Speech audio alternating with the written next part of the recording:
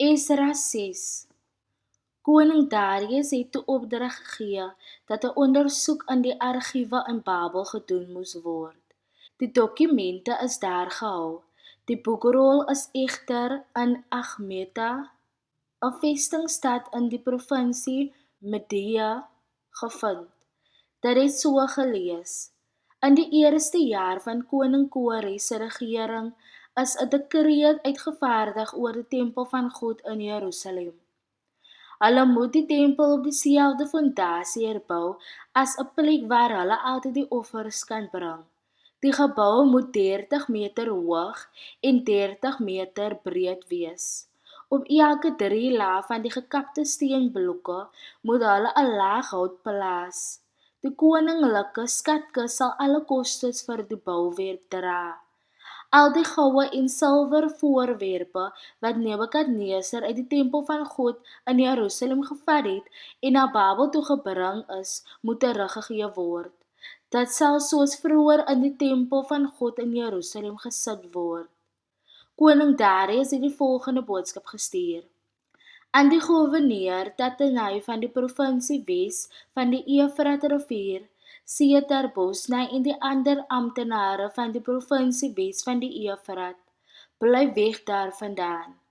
Moenie in die pad staan van die bouwerk aan die tempel van God nie. Laat die goewerneur van Juda en die Judeese leiers toe om die tempel van God op die oorspronklike plek te herbou. Ek beveel verder ook dat julle hierdie leiers van die Jode moet bystaan om die tempel van God te herbou. Betaal ook dadelik al die kostes van die bouwerk uit die belastings wat julle in die hele provinsie Wes van die Eufrat ingesamel het sodat die werk nie stilstaan nie.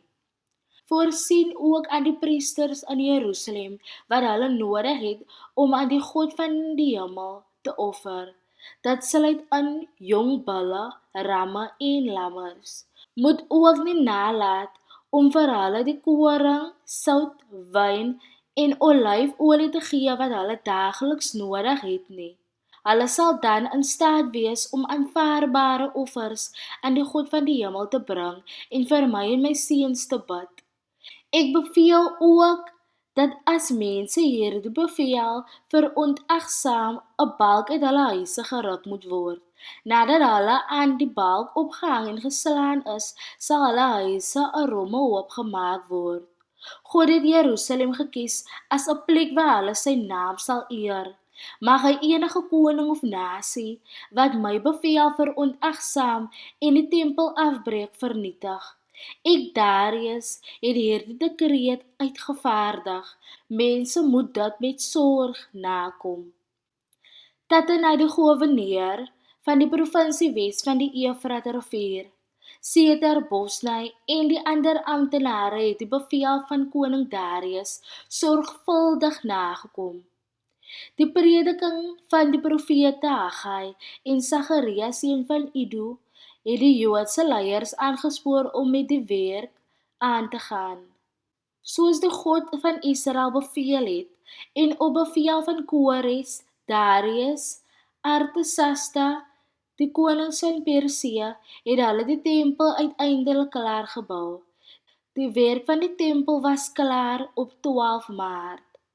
Dit was in die 6de jaar wat koning Darius regeer het.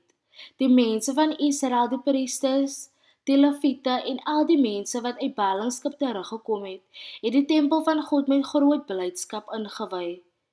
By die aanwyding van die tempel van God is 100 jong bulle, 200 skaapramme en 400 lammers geoffer. Hulle het ook 12 bokramme as 'n sondeoffer vir die 12 stamme van Israel geoffer. Hulle het die priesters en die leviete in verskillende groepe ingedeel om God in Jerusalem te dien, net soos dit in Moses se boek voorgeskryf is. Op 21 April het die ballinge wat teruggekom het die Paasfees gevier. Die priesters en die leviete het hulle almal gereinig vir die geleentheid en hulle was seremonieel rein. Hulle het die Paaslam vir die mense wat teruggekeer het, vir die ander priesters en vir hulle self geslag.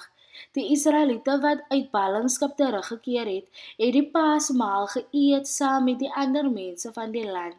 Dit was van die mense wat nie langer aan afgodsdiens deelgeneem het nie, maar die Here die God van Israel gedien het. Hulle het vir 7 dae lank die fees van die ongesuurde brood gevier. Die mense in die land was baie bly, want die Here het die gesindheid van die Assiriese koning teenoor hulle verander.